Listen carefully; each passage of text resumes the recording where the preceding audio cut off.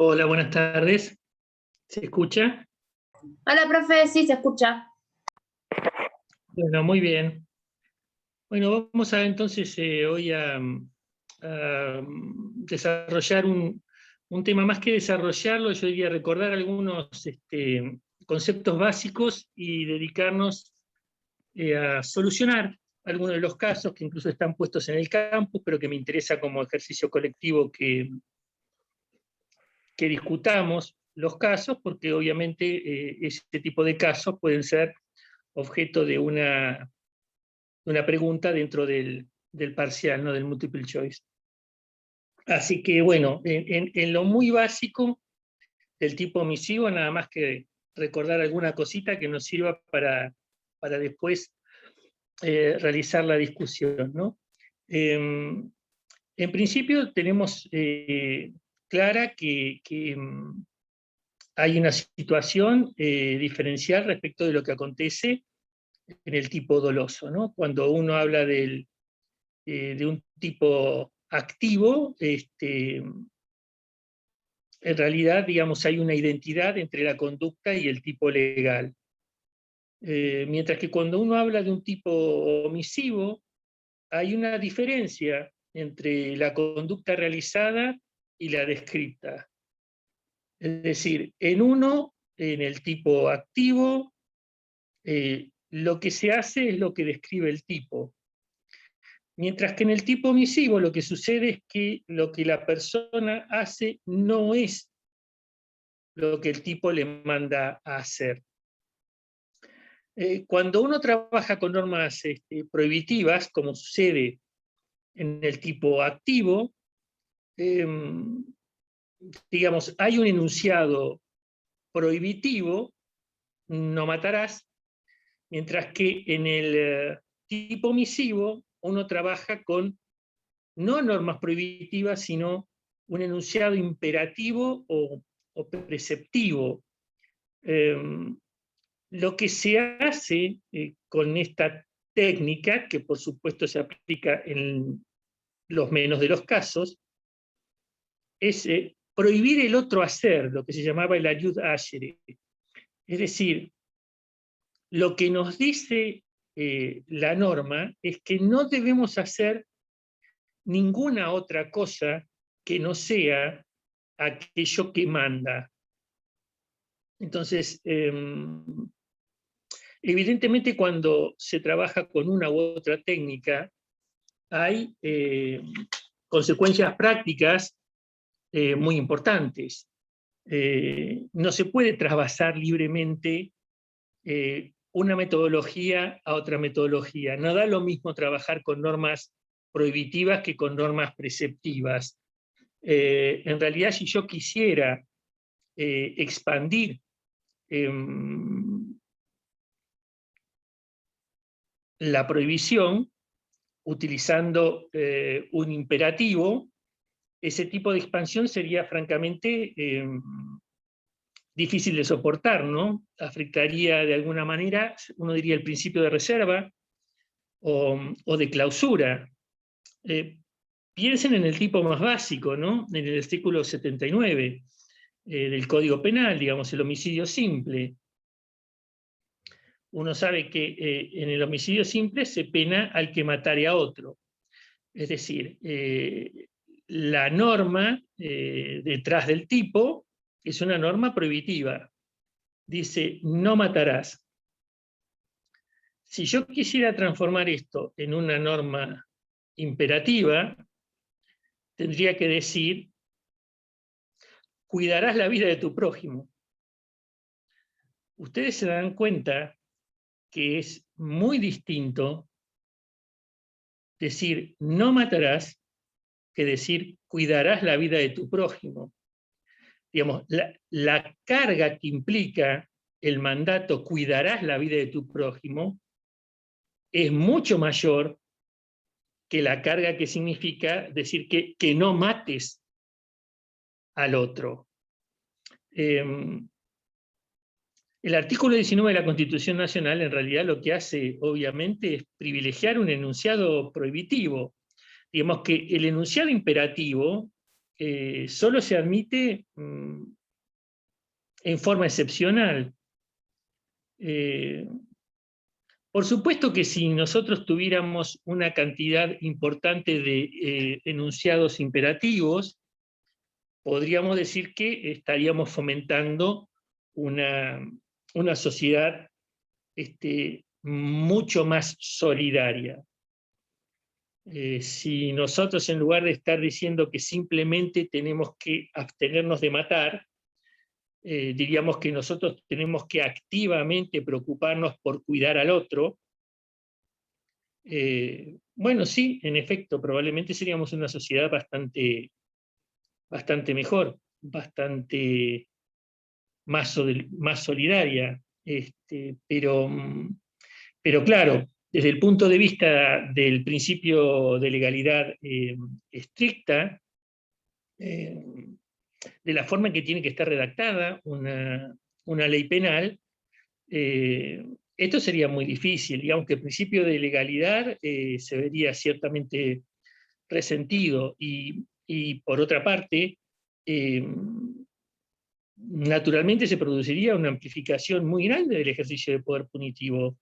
Ya se estaría brindando la posibilidad de ingresar dentro del marco del derecho penal a muchas otras cosas, digamos.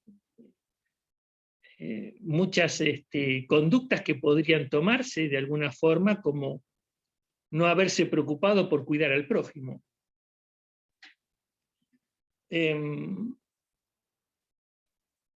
Lo que se prohíbe en el tipo omisivo es la acción diferente en sí misma, el hacer otra cosa que lo que manda el precepto imperativo.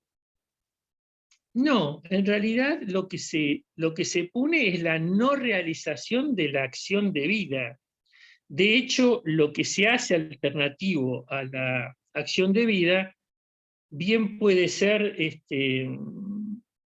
digamos, una conducta que en sí misma no está prohibida, una conducta que en otro contexto no nos interesaría en lo más mínimo, pero se trata simplemente de una conducta que es diferente a aquella que debía, en el caso concreto, llevar adelante. Entonces, si yo omito prestar un auxilio, porque aunque veo que hay alguien que lo necesita, paso de largo para volver a mi casa, la verdad que caminar y retornar al hogar no es en sí mismo una conducta prohibida, no es que me vayan a penar porque camino hacia mi casa. La pena me va a corresponder por lo que no hago, que es lo que debía hacer, que es prestar auxilio. Entonces, hay una discusión sobre si la omisión es algo pretípico, es algo, la tesis ontológica, es algo que está en la realidad, o la omisión es algo estrictamente típico, es algo de contenido normativo.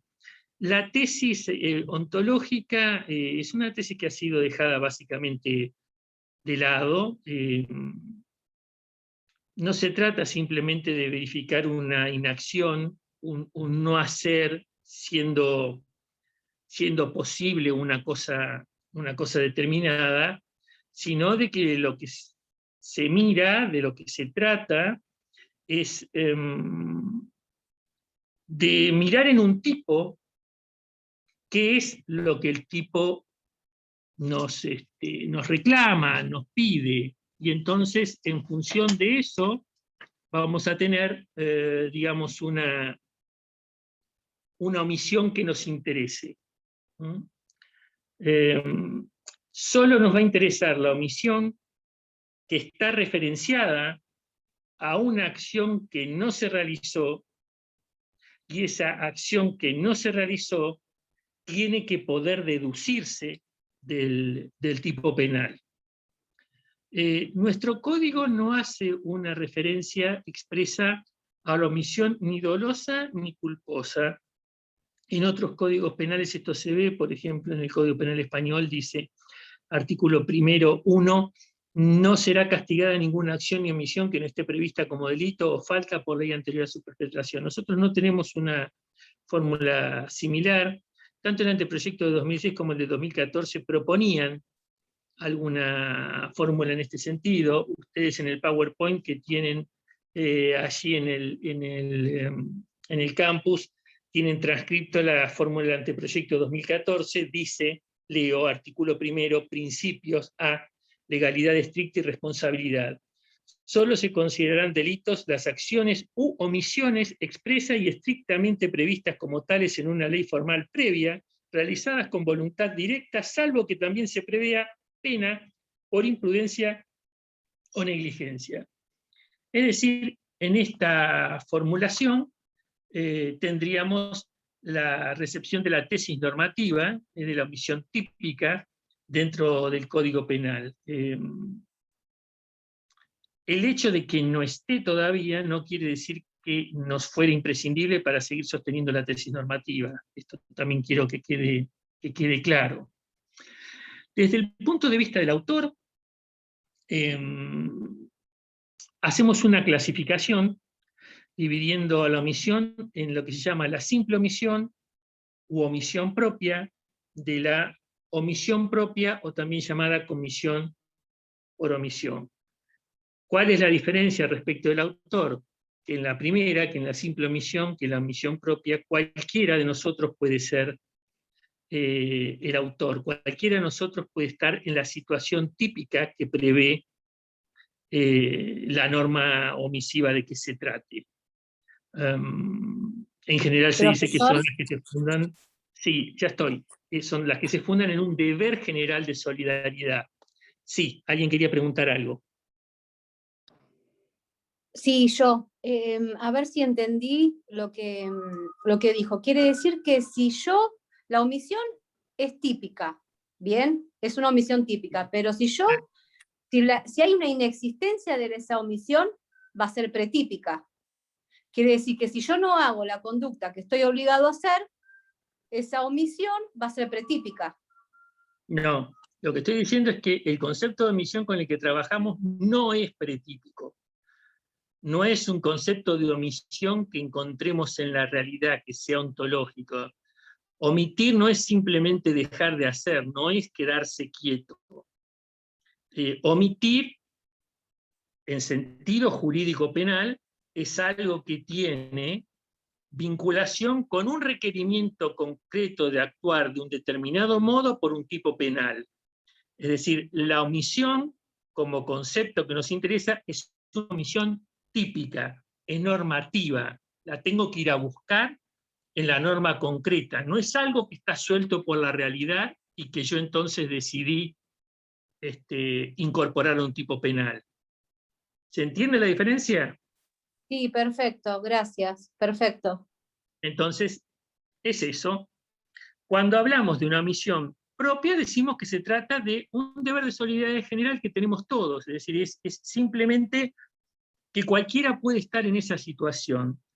El artículo que se suele mencionar para esto es el 108. Si leemos el 108, fíjense que nos dice: será reprimido con multa de 750 pesos a 12.500 pesos el que encontrando perdido o desamparado a un menor de 10 años, o una persona herida, o inválida, o amenazada de un peligro cualquiera. Todo esto es lo que se llama situación típica dentro del tipo objetivo, es decir, la descripción de la situación en la que se tiene que dar el comportamiento distinto del mandado.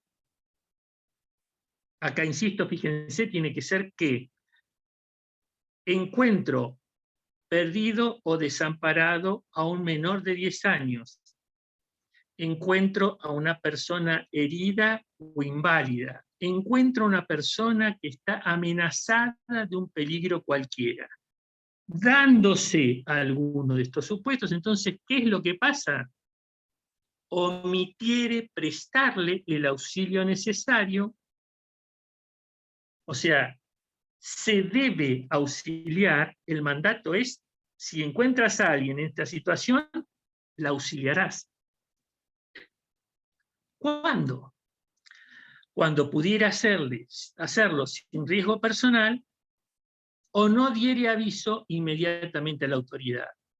O sea, si puedo hacerlo sin riesgo personal, tengo que actuar de inmediato. Si hubiere riesgo personal, entonces tengo que dar aviso inmediato a la autoridad. Entonces, aquí, ¿quién puede, digamos, cometer este delito de omisión de auxilio? Cualquiera que esté en la situación típica. Ahora, hay casos en los que no cualquiera puede ser el autor de la omisión típica. Se trata de casos en que se requiere que el autor tenga una singular vinculación con el bien jurídico, una obligación de fomento o de preservación del bien jurídico, de garantizarlo.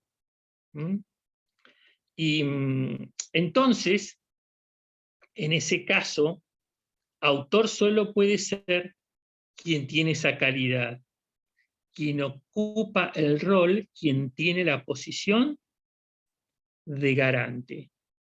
Un caso de los que se suele mencionar de esto es el 106. O sea, si vamos al 106, dos antes de el anterior, dice: el que pusiere en peligro la vida o la salud de otro, sea colocándolo en situación de desamparo, sea abandonando a su suerte a una persona incapaz de valerse y a la que deba mantener o cuidar, o a la que el mismo autor haya incapacitado. Será reprimido con prisión de 2 a 6 años. O sea, para ser el autor del 106, hay que ser quien puso en peligro la vida o la salud de otro. Sea que esto se logró poner en peligro la vida o la salud de otro, sea que esto se logró porque lo colocó en una situación de desamparo, sea porque lo abandonó a su suerte siendo una persona incapaz de valerse, o porque la deba mantener o cuidar, es decir, tenga esa obligación de mantenimiento o de cuidado, o que sea el mismo autor el que la haya incapacitado. Entonces, allí tienen lo que se llama comúnmente el abandono de persona. Entonces, aquí no cualquier persona puede ser el autor del tipo omisivo, sino aquel que tiene estas características. En las circunstancias en las que describe el 106, tiene rol de garante respecto de la vida puesta en peligro, de la integridad física puesta en peligro. Hay muchos autores que dicen que entonces estamos frente a lo que serían delitos delicta propia, son tipos especiales, requiere una característica singular en el autor. Esto retomando un poco la clase de la semana pasada, no de la anterior. Para muchos autores, aquí lo que hay es una suerte de tipo activo como equivalente. Zaffaroni critica esta postura, el problema de la llamada equivalencia de injustos. Él dice que no siempre es el mismo grado de injusto el hecho, digamos, de no evitar un resultado que de efectivamente causarlo, y que en todo caso esto debiera analizarse en el momento de establecer la pena, digamos, de individualizarla en términos del artículo 41 del Código Penal. ¿Qué es lo central dentro de su posición, de la posición de Zaffaroni?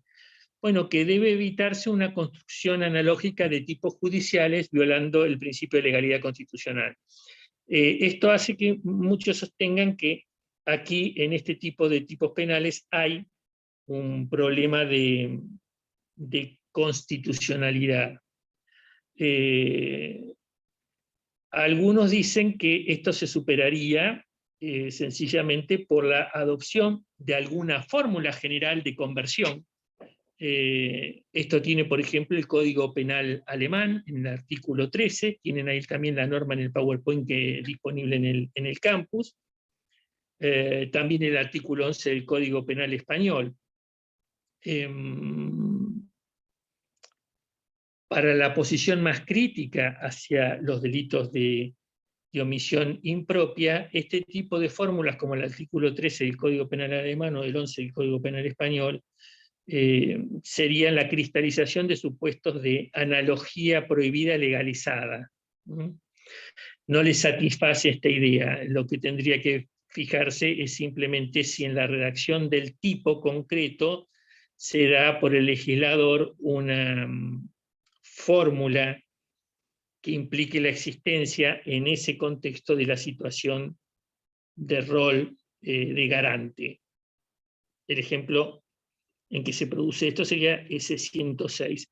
Cuando uno habla de una fórmula general, miren después este problema de equivalencia de injustos en el PowerPoint o en la clase más amplia grabada el año pasado, en otro momento. Fíjense cómo dice el Código Penal español. Los delitos o faltas que consistan en la producción de un resultado solo se entenderán cometidos por omisión cuando la no evitación del mismo, al infringir un especial deber jurídico del autor, equivalga, según el sentido del texto de la ley, a su causación.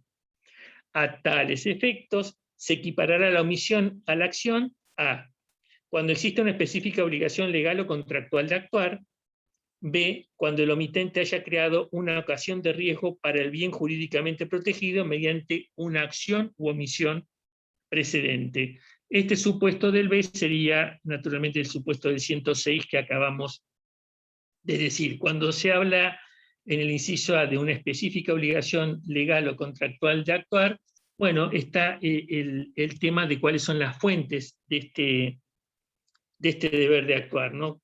Fuentes que pueden encontrarse tanto en la ley como en el contrato, como en el hecho precedente. En la ley, porque la ley impone el deber de actuar, el caso típico de la madre que tiene el deber de alimentar, de amamantar al hijo, ¿no? Que suele darse como uno de los supuestos en los que se demuestra la necesidad de la tipicidad omisiva impropia, ¿no? En este caso, digamos, la madre no mata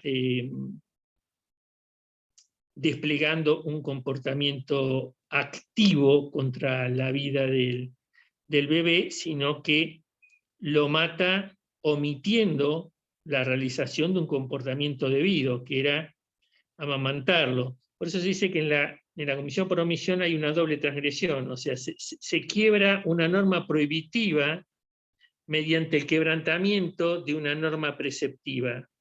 O sea, quiebro el no matarás, quebrando el alimentarás. ¿Se entiende esta idea de doble transgresión? Entonces, así tienen un ejemplo de aquello que se suele utilizar en todos los manuales para decir por qué es necesaria la construcción.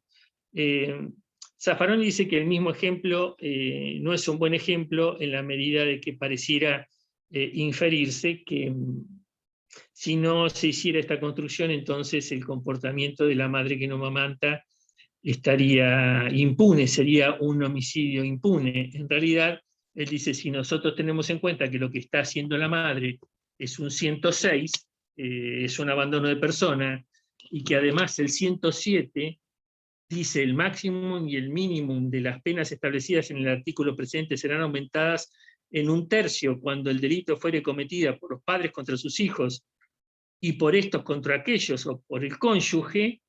En este caso él dice, bueno, esta conducta de la madre que no amamanta y deja morir al hijo termina teniendo una posibilidad de 20 años de prisión por el 106 y 107, y no es que la no aplicación del 79 o del 80 implicaran entonces que estamos en un caso de impunidad. Pero bien, no quiero extenderme más con esto porque se está consumiendo el tiempo que quería destinar a la discusión de casos en repetir la clase, ¿no? Después verán que hay una estructura, vieron que hay una estructura del tipo omisivo en el PowerPoint, donde replicamos tanto la formulación de esa estructura en el modelo del año 80 como la estructura típica en la obra más moderna, la de Alargia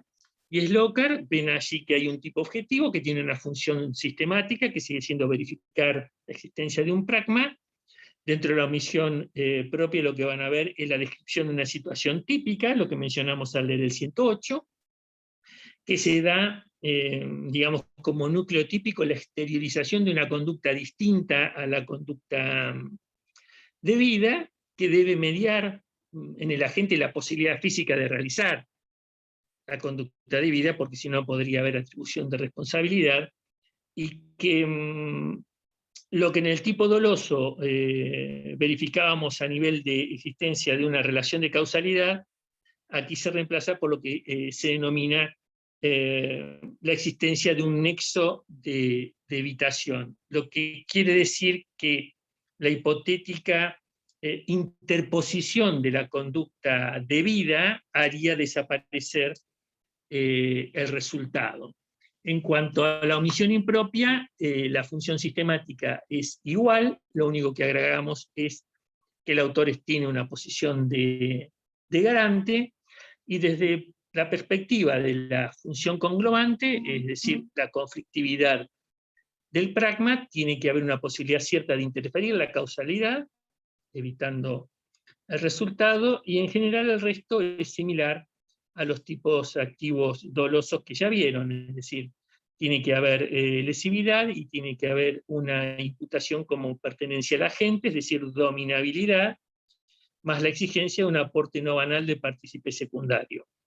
En este contexto, entonces, tienen sellado el tipo objetivo, y desde el punto de vista del tipo subjetivo, bueno, como siempre, la existencia de un aspecto cognoscitivo o de conocimiento, y de un aspecto conativo o de voluntad. Esto puede suceder con dolo directo de primero o segundo grado o con dolo eventual. En el caso del aspecto cognoscitivo, debe tener conocimiento del tipo objetivo, y además, si se trata de una omisión impropia, debe tener conocimiento de la propia posición o que ocupa el rol de garante, ¿no? El tipo omisivo, en general, la mayoría de los casos que vamos a ver son de tipo omisivo doloso. Esto no quiere decir que no exista la tipicidad omisiva culposa. Es posible, son menos casos. ¿En qué consiste en general la negligencia dentro de la estructura omisiva? Bueno, básicamente son supuestos en los que, digamos, no me dio aplicación del deber objetivo de cuidado al apreciar la situación típica, o no me dio una aplicación del deber objetivo de cuidado al ver el carácter que coloca al sujeto en posición de garante en los tipos impropios de omisión. O simplemente lo que hubo es una insuficiente representación de la posibilidad de interferencia. Estos serían los supuestos de posible omisión culposa. Y entonces pasaríamos ahora sí a trabajar. Sí. Pues una pregunta con respecto a eso, a los Claro. delitos omisivos culposos. En ese Sí. caso también tiene que se aplica el tema del tipo de error vencible. ¿Se aplicaría eso? La solución, digamos, para los Bueno, omisivos culposos. la estructura del tipo culposo funcionaría en forma similar. Lo único que varía es que en lugar de tratarse de una conducta activa, sería de una conducta omisiva. Y como acabo de explicar, en general, digamos, las omisiones culposas son omisiones que tienen que ver con una inadecuada valoración de cuál es la situación típica o con una inadecuada valoración de cuál es el rol que se tiene, digamos, de que la no percepción del rol de garante o la falta de previsión acerca de la real significación que podría tener la interferencia como factor de evitación del resultado. De todas maneras, insisto, los casos de omisión culposa son realmente los menos. En general, la omisión con la que ustedes se van a encontrar en la práctica es la omisión dolosa y no la culposa. Después el funcionamiento de los errores es similar en cualquiera de los supuestos. Es decir, puede haber errores de tipo o error de prohibición, tanto en los tipos activos como en los tipos omisivos. Bien. A ver, chequemos por las dudas que alguien haya escrito algo. Si dije el 108 cuando mencioné el caso, el ejemplo. Bueno, vamos entonces a plantear algunos de los casos. En el PowerPoint ustedes al final tienen un caso así escrito, que es un caso que prefiero empezar por otros un poco más sencillos y después llegar a ese. ¿Por qué? Porque ese es un caso que además no es solo un caso interesante desde el punto de vista de la omisión propia o impropia, sino que es un caso de lo que se llama colisión de deberes. Entonces vamos a empezar por los que son casos menos discutidos de omisión, ¿no? El primer caso que ustedes tienen subido al campus, como casos de delitos omisivos para resolver, dice: considere si es la misma situación. A. Esteban, guía de montaña, se niega a acompañar a un grupo de turistas. B. Esteban, habiendo sido contratado por los turistas, no avisa de los peligros en el ascenso, una roca se desprende y un turista se desbarranca muriendo. ¿Qué opinan? ¿Es la misma situación? A que B.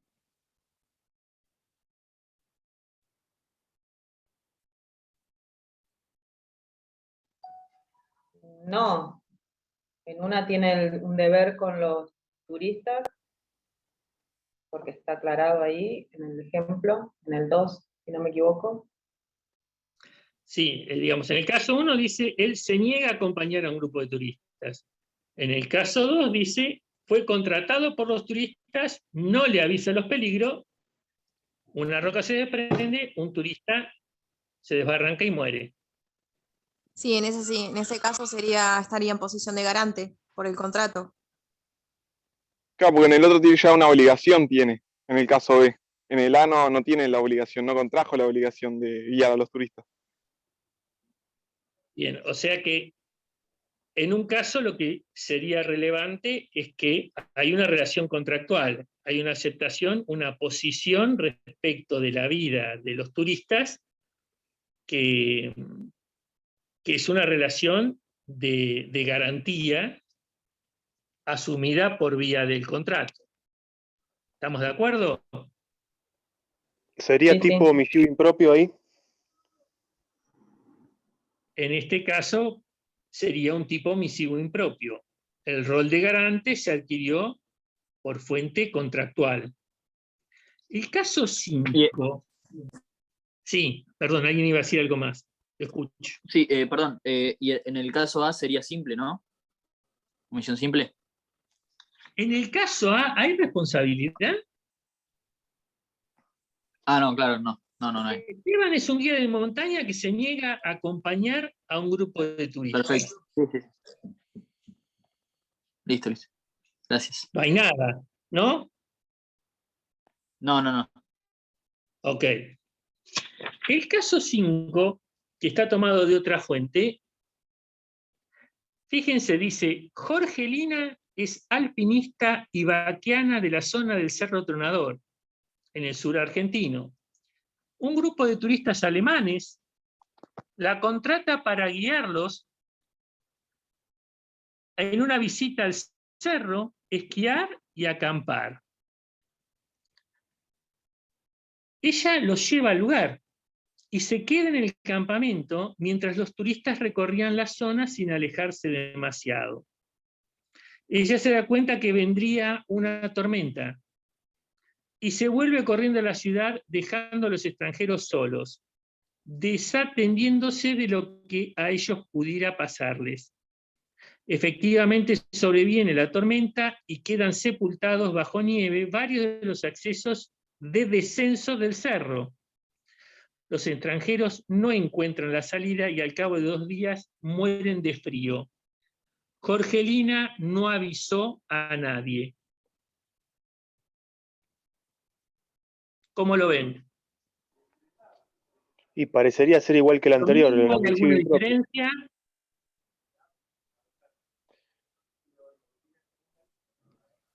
Pareciera ser homicidio impropio. Pareciera Nuevamente, ser igual que el otro caso, ¿no? claro, Lo que porque pasa, tenía lo una que pasa es que responsabilidad de avisarle y no lo peligro, hizo. corre peligro también la vida de ella, ¿o no? Sí, pero hizo abandono de persona. Lógico, si ella se queda en la tormenta, obviamente corre peligro. Ella se va, dice, se vuelve corriendo a la ciudad, ella evita la tormenta, pero deja a los extranjeros solos. Podría haber Claro, avisado a nieva, las tapan los autoridades. accesos, se mueren. Claro, hizo abandono de persona, sigo insistiendo, hizo abandono de persona porque se va y no avisa a nadie, Ujú. ¿no? Y sí, pareciera, ¿no? ¿Hay alguien que piensa distinto? Claro, si Doctor, bien yo el caso tengo una duda. no dice que tiene handy o lo que sea para poder comunicarse, pareciera que como que no tuvo la voluntad de comunicarse con las personas para decirle que venía una tormenta. Eso es lo que parece que dice el ejemplo. Ah, pero vuelve a A ver, insistir, hizo abandono de persona. esperen un segundito que pasó algo que me importa resaltar. Recién uno de ustedes empezó a especular, por ejemplo, con que pareciera que no tenía handy o que no se comunicó con el handy, etc. Más allá que está muy bien, digamos, en principio tratar de explorar todas las alternativas que pudiera presentar un caso, etc. Cuando uno soluciona este tipo de casos, ustedes deben recordar siempre las reglas que les tenemos puestas para solución de casos. Es más, cuando el día de mañana alguno de ustedes vaya a querer acceder a un cargo judicial, por ejemplo, y tenga que pasar por un concurso en el Consejo de la Magistratura, donde siempre alguna parte del examen son la solución de casos, digamos, una regla básica, la primera regla básica del caso es que ustedes no deben pelearse con el caso. Cuando uno dice que ustedes no deben pelearse con el caso, simplemente quiere decir que ustedes no deben cambiar el caso, no deben discutir con el caso, deben discutir el caso, que son dos cosas absolutamente distintas. El caso es el que es, no es otro. Si el caso dice que algo pasó, es que pasó. No podemos empezar a especular acerca de si está probado o no está probado, o podría haber sido distinto, o podría haber pasado otra cosa. No, no podría nada. El caso es el que es. Y hay que solucionarlo leyendo lo que dice. Y lo que dice sucedió. Punto. Esta es una regla básica que tienen que tratar de no olvidarla. ¿Por qué? Porque cuando uno empieza a introducir otros factores, a lo que yo le digo vulgarmente, pelearse con el caso o discutir con el caso en lugar de discutir el caso, cualquier otra cosa que ustedes pongan va a terminar modificando el caso. Va a ser otro caso. Tal vez incluso puedo concederles que sea un caso más interesante que el caso que se está usando para la evaluación. Pero es otro caso.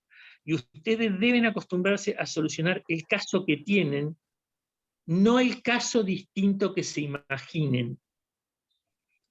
Este es un consejo práctico que les doy, que no sirve solo para esta materia, sirve para cualquier materia, y que sirve básicamente sobre todo para las evaluaciones importantes que van a tener en su vida, que no son nada más que las evaluaciones para pasar una materia en la facultad, sino que pueden ser las evaluaciones que les permitan acceder el día de mañana a un cargo. Entonces, regla número 1, insisto, no cambien el caso.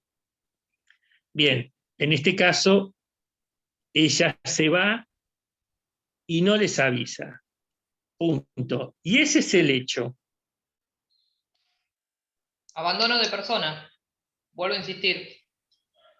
Seguimos entonces, todos estamos de acuerdo en que en este caso hubo una situación en la que se hizo un abandono, pero desde el punto de vista además de cuál sería el tipo aplicable, desde la perspectiva de lo que estamos tratando de encuadrar ahora, esta omisión.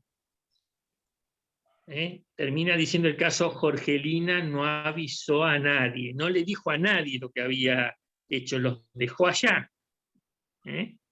Esa omisión, ¿es una omisión propia o impropia? Impropia. Impropia.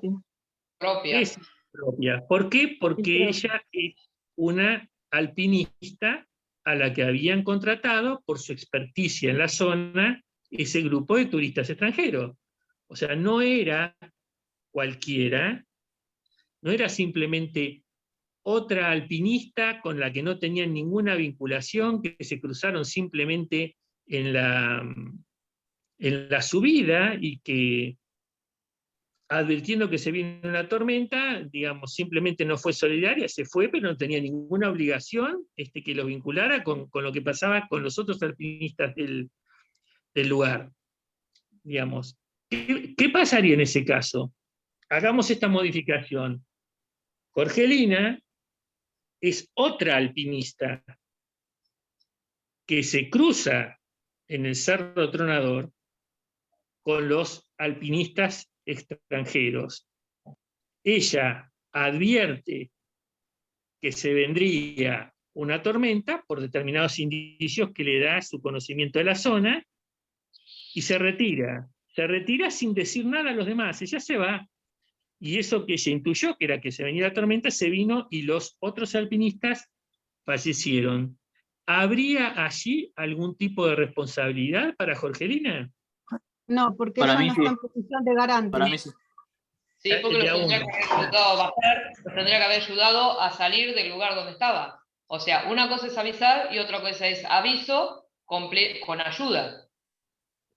O Sí, sea, pero son no dos cosas tenía ningún deber de hacerlo sí o sí. Pero Hay un como deber general de solidaridad. persona, a ver, lo haces. El hecho es después cómo vos te quieras lavar las manos. O sea, vos como persona, como moral o ética, vos estás avisando que viene una tormenta y vos le tenés que decir, bueno, o se quedan o se van. Yo avisé, yo me voy. Vamos a irnos porque viene una tormenta. Sí, pero dentro de un tipo penal no tenía la obligación, el deber de garante de avisarle. No, obligación de garantía, puede. pero moral y éticamente, como persona, lo tendría. Hoy son Yo la creo La obligación. obligación, a ver, una Bajo la pregunta, ¿y la omisión obligación propia. ética o moral genera responsabilidad penal? No. No. No. Exactamente. Menos en los Pero tipos omisivos. en la omisión simple no hay un deber general de solidaridad. Sí, intersubjetivo. ¿Sí? Pero tiene que ser un deber general de solidaridad tipificado. Y Bueno, y entonces, No, no tiene responsabilidad. Capaz que se le Este puede caso reprochar. específico a ver, no, no es típico. lo modifiqué en el aire a propósito, porque, a ver, una cosa es la discusión acerca de nuestra ética y nuestra solidaridad, y otra cosa es la responsabilidad de tipo penal que podemos asumir en un caso concreto. En el primer supuesto de Jorgelina contratada por los turistas, es obvio que ella tiene una responsabilidad. Ella no avisó, ella estaba contratada, había asumido el rol de garante. Ahora, si yo voy a la montaña, a escalar la montaña por las mías, y hay otros más que están escalando, que no tienen mi nivel de experticia, bueno, yo puedo ser una persona solidaria y avisarle, che, me parece que va a pasar tal cosa, o tengan cuidado con tal otra. Pero una cosa es que tenga, digamos, desde el punto de vista ético, una obligación moral de decirles, y otra es que tenga una obligación jurídica. Qué sé yo, nosotros acá en Mar del Plata convivimos con una situación atractiva desde el punto de vista turístico que implica siempre un riesgo como es el mar. Y la verdad que los que somos habituados de una playa tenemos más o menos conocimiento de cómo tira la marea, dónde se hace un canal, dónde te puede chupar, dónde hay un pozo y podés perder el pie y se te puede generar un problema, pero sin embargo no estamos todos en la playa preocupados por avisarle a cualquier cara que no conocemos que tenga cuidado de no ponerse por acá o no ponerse por allá, o de intervenir activamente cuidando al otro en el agua, ¿no? Sería buenísimo que fuéramos solidarios y se lo dijéramos al que no lo conoce. Tal vez si fuéramos tan solidarios, muchos nos dirían, ¿por qué no te metes en lo tuyo? ¿A vos qué te importa que lo que hago? Pero una cosa sería eso, y otra cosa es que después seamos responsables de que alguien se metió por donde no debía, o donde no era conveniente, y se puede terminar ahogando. Ahora, en la playa no todos estamos igual. Hay algunos que tienen obligaciones de poner una bandera que indique en general cuál es el estado de mar. Tienen obligaciones de intervenir y si no se respeta lo que marque esa bandera, hacernos retirar o hacernos correr, ¿no? ¿Quiénes son esos? Los salvavidas. Sí, los bañeros. Están ahí. Los salvavidas. Que firmaron un contrato por el que ellos están en la playa vigilándonos. Ellos tienen un deber de actuar, tienen un rol de garante respecto de nosotros. Ellos tienen que avisar cómo está el mar y tienen que preocuparse porque a la gente no le pase nada. No tienen una obligación de resultado, no hay que confundir, ¿no? Puede ser que alguien, que no lleguen a un rescate exitoso en algún momento, pero tienen una obligación de actuar, no se pueden quedar, no se pueden retirar, no pueden omitir dar la información, ni poner la bandera, ni estar atentos, porque si pasa algo, y ellos omitieron todos esos deberes, bueno, pueden tener responsabilidad. Ellos, el resto que estamos en la playa, ¿no?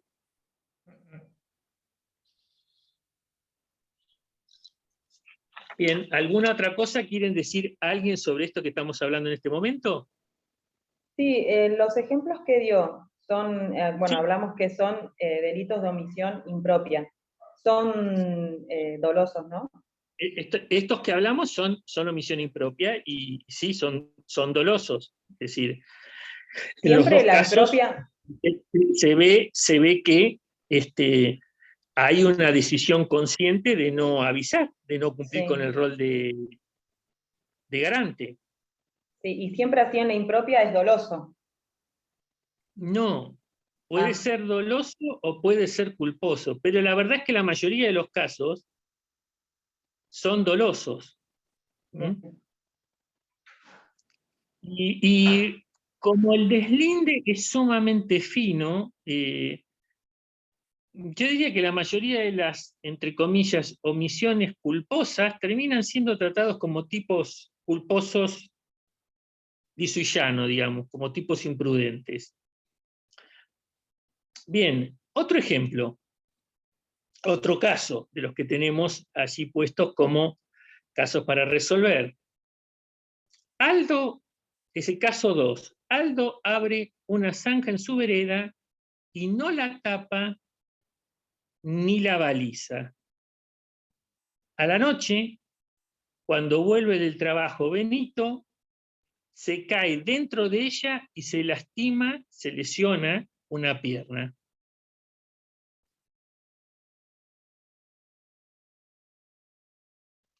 Omisión propia, porque fue el mismo que hizo, ¿no?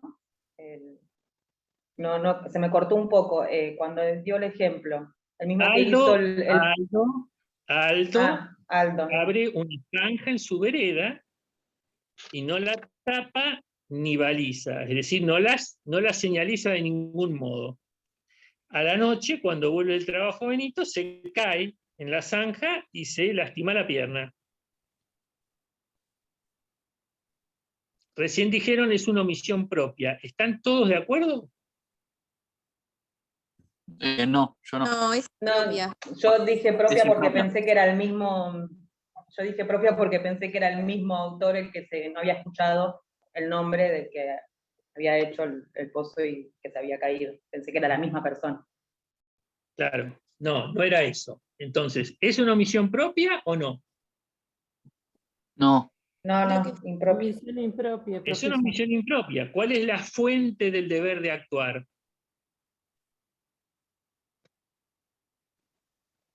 Sí, el deber de cuidado. La situación de ¿Cuál es la garante. fuente Haber del deber de señalizado actuar y en este haber caso? puesto ¿Es señalizado la y haber ley? balizado el lugar para dar aviso que hay una zanja. A ver, en este caso, la ley sería la fuente del deber de actuar, ¿sería la ley? ¿Sería el contrato? ¿O qué sería? Un actor La precedente. conducta precedente. La conducta precedente. Él es el generador de la situación de riesgo. Él es el obligado a conjurarla. ¿Mm? Ahí es la propia fuente. El caso 4. Bueno, es un caso que tiene un enunciado bastante largo, pero el asunto sería así. Hay una banda terrorista que coloca un artefacto explosivo en una gran tienda de Buenos Aires, en un shopping. ¿Cuál es la intención que tienen al poner la bomba? Bueno, una reivindicación de derechos. Quieren que dejen sueltos a otros miembros de la banda que están presos. En realidad, no persiguieron como objetivo que alguien muriera. Solo quisieron provocar daños materiales. Por eso es que llamaron al departamento de seguridad de la tienda y le dijeron que entre las 16 y las 16:15 de ese mismo día se iba a producir una explosión. Esa explosión era porque habían colocado un artefacto oculto en algún sector del subsuelo del edificio. ¿Qué es lo que pasa? Que quien recibe la llamada del sector de seguridad del shopping, Damián, había tenido ya varios llamados previos de otras personas que en algún momento habían dicho que habían colocado una bomba en las instalaciones. Damián pensó que, como en otras ocasiones, era un aviso falso, digamos, algo que lo único que procuraba era que a partir de hacer evacuar el shopping, se produjera un perjuicio económico y también un perjuicio moral para la empresa. Damián está convencido de que entonces el aviso lo único que quiere es generar ese tipo de daño, el daño de reputación moral del shopping y el perjuicio económico por tener que vaciarlo. Era un día en que en el shopping había mucha gente y entonces no dio aviso de la llamada a las personas que tendrían que haber producido la evacuación del establecimiento. Pensó que hacerlo haría perder clientela y entonces no avisó. A las 4:12, un artefacto explosivo se detonó, tal como le habían avisado. Pero como el shopping no había sido evacuado, murieron 15 personas y 40 fueron heridas con diversa gravedad. Cuando interrogan a Damián, ante la policía él niega que hubiera tenido ningún llamado ni aviso y dijo desconocer totalmente la existencia del artefacto explosivo. ¿Qué opinan en este caso? Omisivo impropio. Omisión impropia. ¿Todos seguros?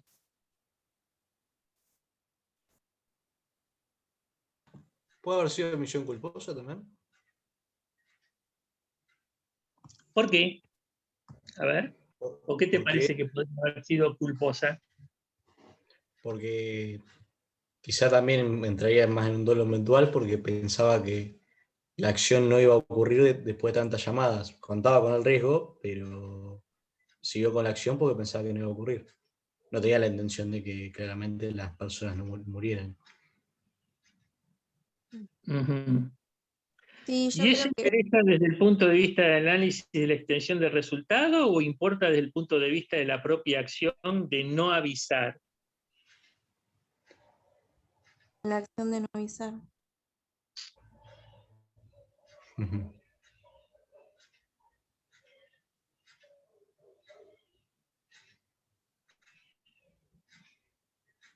¿Se entiende cuál es el problema, no? Viola el deber de Son cosas cuidado. distintas. Una cosa es qué pasa con ese resultado. Fíjense que este es un ejemplo muy complejo, un caso muy complejo en el que después podría eventualmente empezar a discutirse por parte de quienes pusieron la bomba y avisaron qué responsabilidad tienen frente a un resultado que evidentemente era un resultado no querido. O sea, ellos trataron de asegurarse de que no hubiera personas en el lugar. Ellos avisaron para que sacaran a la gente del lugar. Damián no lo saca. Y entonces ahí está el problema, digamos, desde el punto de vista de los muertos y los heridos, de quién es responsable. Pero no se trata de enturbiar el asunto con qué pasa con este resultado, entre comillas, no querido por quienes pusieron la bomba, sino que aquí es lo que estamos juzgando, lo que estamos mirando, es la conducta de Damián. Sí, una omisión Entonces, impropia. para todos, Damián comete una omisión impropia. Para mí ¿Por es qué es culposa. impropia la omisión de Damián? Es impropia porque está bajo la posición de garante, pero también pienso como el otro compañero que sería dentro de la culpa, ¿no? Porque por ahí él no fue negligente en cuanto a la situación típica, pensando que quizás no iba a pasar eso, por lo que, bueno, explicaba en el caso. Viola el deber de cuidado, profesor. Tendría que ser una omisión culposa al considerar la posibilidad de realizar la conducta debida. La considera, pero no la realiza. O sea, para ustedes cobra importancia, digamos, que él fue más que nada un negligente, lo ven así, como que no hizo una corroboración que debiera haber hecho. Exacto. Bien. Bueno, el último caso que teníamos, que es el del PowerPoint. Profe, es ¿cuál el era que está entonces la respuesta? Es una omisión impropia. Si Impropia. es culposa, se podría discutir. El caso está focalizado para saber si lo ven como propia o impropia. Bien, el último caso que teníamos era un caso que yo les decía es un poco más complicado porque es un caso en el que lo que interviene es una situación de lo que se llama supuesto de colisión de deberes. Que esto valga la pena decirlo en el contexto en el que estamos, ¿no? Hoy por hoy, lo que nos están diciendo las autoridades cuando nos hablan de un sistema sanitario saturado para atender a los casos que provoca la pandemia, lo que nos están diciendo todo el tiempo, nos están diciendo, miren que lo que va a pasar es que no van a alcanzar las camas, no van a alcanzar los respiradores, y los médicos van a tener que decidir a quién le dan el respirador. Y esos son típicos casos de colisión de deberes. O sea, tengo un respirador y 2 personas a las que conectar, y solo puedo respecto de una. Este caso es un caso de esos del médico, pero nada más que no es un médico. En el caso que ustedes tienen allí en el PowerPoint, lo que dice es que una persona A vuelve a la casa de sus padres y encuentra que la casa está envuelta en llamas. En la planta alta, en una ventana, ve que está H. H es su hermano, que tiene 8 años. En la otra punta, en el mismo piso, en la planta alta, en otra ventana, está N, que es su abuela, que tiene 80 años. Los 2 están pidiendo auxilio. No pueden salir. El techo está por derrumbarse. Solo hay tiempo para salvar a uno. Pone una escalera y decide salvar a H, al hermano. De inmediato el techo se cae. Y N, la abuela, muere. Y, digamos, la pregunta es, ¿cómo se resuelve el caso? Primer supuesto. Segundo supuesto, es todo igual, pero en lugar de estar N, que es la abuela, está M, que es una amiga. En este segundo supuesto, de nuevo, A salva a H, a su hermano de 8 años, y deja morir a su amiga. En el tercer supuesto, es igual que el segundo, es decir, hermano de un lado, amiga de otro lado, y decide salvar a M, a la amiga. Y el que se muere es el hermano. En síntesis, entonces, ya sé que están medios mareados, A llega, la casa está prendida a fuego, en el primer piso de una ventana está el hermano y de la otra ventana está la abuela. Salva al hermano. En el segundo caso, en una ventana está el hermano y en la otra está una amiga. Salva al hermano. En el tercer caso, en una ventana está el hermano y en la otra ventana está la amiga. Salva la amiga. Desde el punto de vista de la eventual omisión, ¿qué opinan? ¿Todos los casos son iguales o hay alguna diferencia? No, yo creo que en el caso donde deja morir al hermano para sacar a la amiga, yo creo que ahí sí sería impropio por el lazo de familia que tiene, por el deber de protección en ese ámbito. Ujú. Yo creo, doctor, que me parece que también hay que resaltar la edad del menor que usted menciona, haciendo mención al artículo 108 que mencionó sobre el abandono de personas. Ujú. Tiene 8, está bien. Pero la circunstancia de que sea el hermano, ¿cambia algo o no cambia nada? La Yo creo que circunstancia del vínculo Para parental, mí no, porque ¿da igual o no da igual? Sí, puede ser que yo sí. creo que sí. Por ejemplo, en el primer caso, Un lazo de sangre los une. hay un lazo de vinculación parental muy fuerte con ambos reclamantes de deberes, ¿no? Ambos reclamantes de asistencia. Son el hermano y la abuela. Digamos, como es un caso de colisión de deberes, obviamente que lo que pasa es que este individuo A, que de pronto se ve compelido, como le pasaría a nuestros médicos, a tener que satisfacer a la vez 2 mandatos, digamos, comienza a actuar en cumplimiento de ellos, y por determinadas circunstancias, digamos, obviamente, pudiera pasar incluso que no acabara de poder prestar la asistencia a ninguno, pero en este caso estamos diciendo que al final lo logra uno, pero hay una imposibilidad fáctica de cubrir el segundo.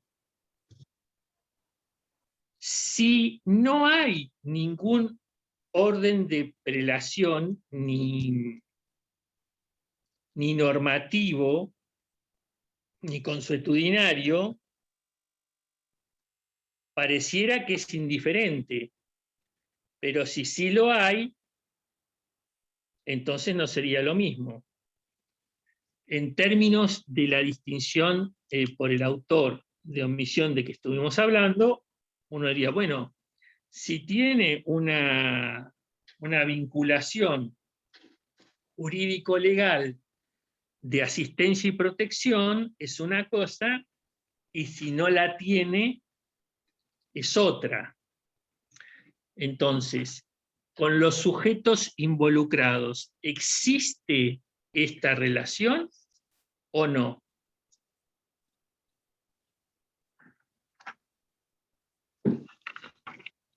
Sí, en el primer caso y en el segundo. Claro.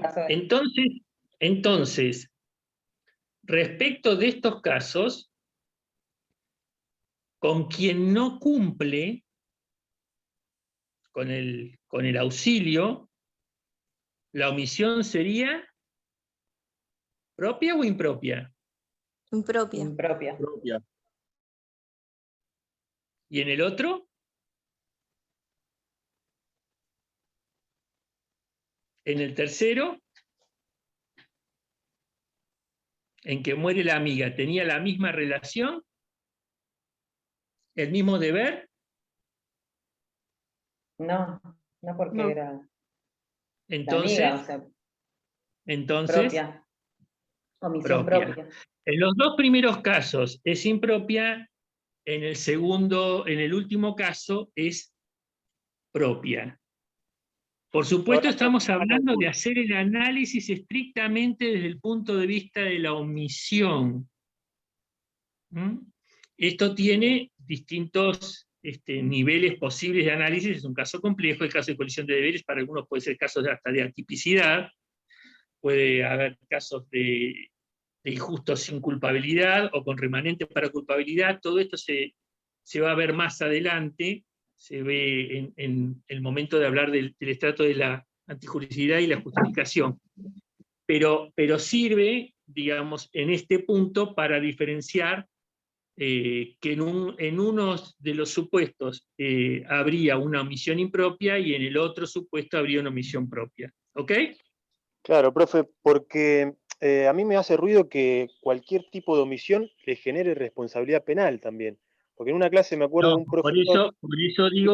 Por eso aclaré que este es un caso de colisión de deberes. Tiene distintas posibles soluciones, incluso tiene soluciones a nivel de como colisión de deberes para algunos como probabilidad de atipicidad, y para los otros como justificación, o para otros como inculpabilidad. O sea, Recuerdo esto no un estoy profesor diciendo, diciendo que tiene, no se le podía... perdón. no estamos diciendo que en este concreto contexto a A se lo va a responsabilizar penalmente porque no pudo asistir a uno. Claro. El El concepto de héroe, me acuerdo de un profesor en la otra clase diciendo. ¿Cómo? El concepto de no atribuirle a ninguna persona la concepción de héroe, de que no sea atribuible, entonces se me vino eso a la mente ahora con este caso. Bueno, acá no se trata de conducta de héroe, simplemente en el fondo se trata de una imposibilidad fáctica. O sea, la verdad es que no tiene posibilidad de actuar de otro modo. Lo que puede haber alguna discusión es si había una determinada prioridad normativizada y no la cumplió. Entonces ahí puede generarse algún tipo de responsabilidad remanente, ¿no? Pero es eso. En este momento en el que estamos haciendo el análisis del corte en el nivel de tipicidad impropia, la respuesta que se busca es la que se construyó recién. Los dos primeros casos tenés una omisión impropia, en el otro tenés una omisión propia. ¿Esta afirmación implica que vas a responsabilizar penalmente a A? No. Es un supuesto de colisión de deberes y se va a solucionar conforme la solución de colisión de deberes. De alguna manera uno podría decir, esperen el próximo capítulo, cuando hablen de la antijuricidad de justificación se cierra el análisis de esto. Claro, ¿Okay? Como un estado de necesidad puede ser. Bueno, para algunos es directamente la inexigibilidad de otra conducta, es decir, la imposibilidad fáctica de actuar implicaría directamente un supuesto de falta de tipicidad. Para otros, no sería un caso de estado de necesidad justificante, sino en todo caso un estado de necesidad exculpante, porque, entre comillas, una vida vale igual que otra. De todas maneras, me pareció que en el contexto en el que estamos, era interesante pensar en este caso tomado del viejo libro de casos de Gladys Romero de los años 70. No estaba pensando en el coronavirus Gladys Romero cuando planteó este caso, pero que esta situación tan triste de la colisión de deberes es de lo que estamos en este momento hablando, ¿no? Que de un momento a otro va a haber que definir en situación de colisión de deberes a quién salvamos y a quién matamos. Porque si se salva uno, el otro se muere. No hay otro. No hay otro camino.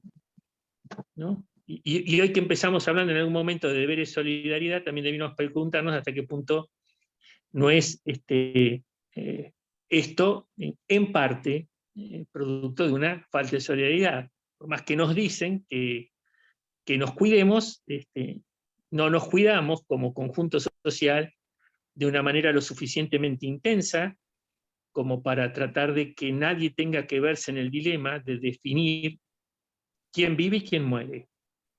Así que, bueno, nada. Dejamos acá. Les deseo suerte en el parcial. ¿Le puedo hacer una pregunta, profesor, con respecto al parcial? Sí. Nosotros lo tenemos el martes que viene, ¿no? El 4. Sí. Sí. ¿Entra la unidad esa 17.2, que en teoría la tendría que dar el lunes próximo? Manuel me ¿O no? ¿O preguntó entra? cuál entraba y creo que entrábamos hasta tipicidad inclusive. A ver, no me acuerdo ahora. La verdad es que sinceramente no tengo presente en este momento, pero Porque hay el como lunes, una duda que... el lunes que viene yo diría que no demos clase porque van a estar estudiando y Perfecto. listo. Estaría El hasta la lunes que unidad viene, 10, supuestamente, lo había dicho usted en una de las hasta el primeras 9. clases. Ahora me hiciste acordar, ¿ves? Hasta la 9 Hasta la inclusive. 9. Hasta la 9 Y que es inclusive, eso es lo que va a antipublicidad. entrar. Exacto, Bien. hasta la 9 Perfecto. inclusive. ¿Ok? Buenísimo. Y el lunes que viene, bueno, estudien. Me parece que es más Buenísimo. importante tener esa hora libre y no estar preocupado por esto. Bárbaro. Sí, Bueno, sí. nada, suerte. Nos vemos. Muchas Buenas tardes. gracias. Hasta luego. Gracias.